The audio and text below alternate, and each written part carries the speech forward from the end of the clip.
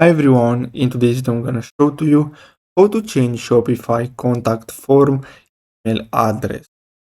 So basically what you'll have to do is simply go to your settings. After that you'll have to go to store details. Then here you'll have to go and on this pen icon next to the profile, and then you'll have to see here.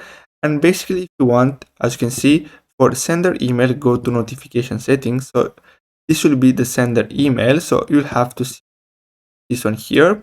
But as you can see, this one here is the store email, and right here where it says notification, it's the sender email. So basically, as you can see, the email your store uses to send emails to your customers. So your customers will see this email here. So I really hope you found this video helpful. Don't forget to like and subscribe, and I'll see you in the next video.